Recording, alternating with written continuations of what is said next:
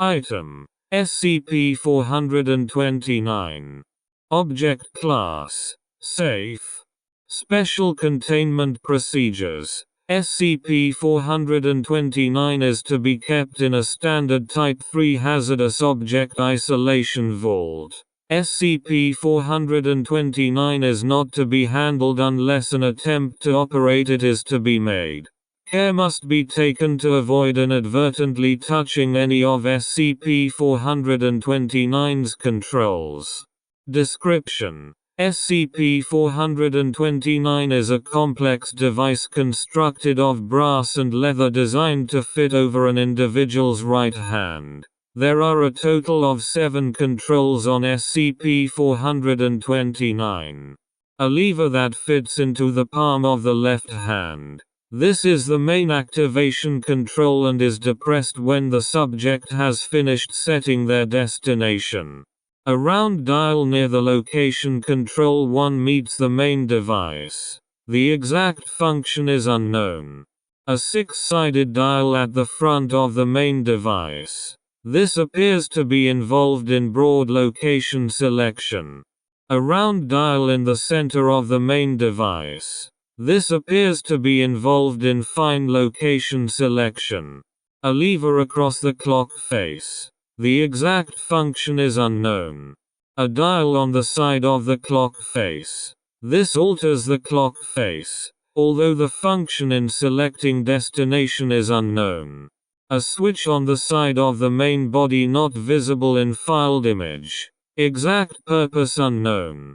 Examination of SCP-429's inner construction reveals a clockwork mechanism, connected to the exterior controls, which drives the clock face. On the exact physical duplicates of SCP-429 constructed by the Foundation, the controls are either not connected to the clockwork.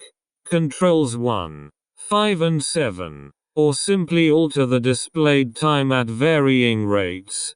Controls 2, 3, 4 and 6.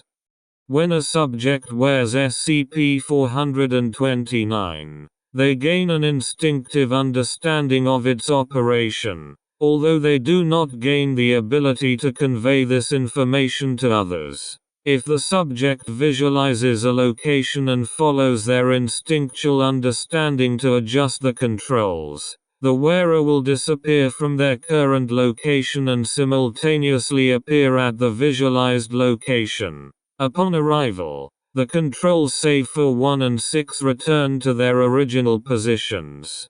Control 1 remains depressed until released and Control 6 adjusts the clock face to local time. After activation, SCP-429 is inert until Control 1 is released.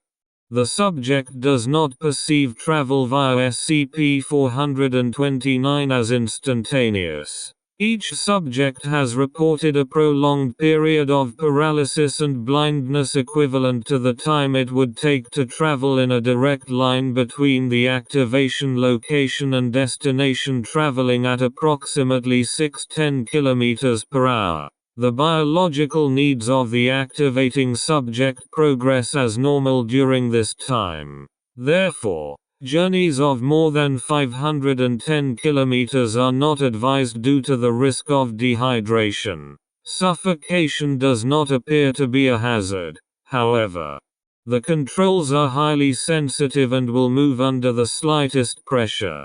If the controls are altered without the instinctive understanding granted by wearing SCP-429, it will disappear from its current location and reappear somewhere within 1.76 kilometers, taking the individual who altered the controls with it.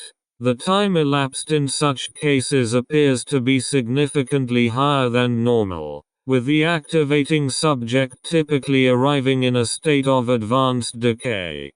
On 20, SCP-429 was activated remotely via a robotic arm equipped with a video camera and a range of sensor equipment. No data of any kind was recorded by any of the equipment save for the onboard timing mechanism. which recorded an 8-month, 5-day and 37-second time lapse. SCP-429 came to the attention of the Foundation after a series of seemingly impossible burglaries. The Foundation examined CCTV footage and noticed an individual, believed to be SCP-429's creator, disappearing from sight shortly before each burglary. The individual appeared to be using SCP-429 for short jumps to access inaccessible locations. The Foundation pursued the individual across 3 continents over a period of 9 years before the individual was finally found having died of old age due to extensive use of SCP-429 in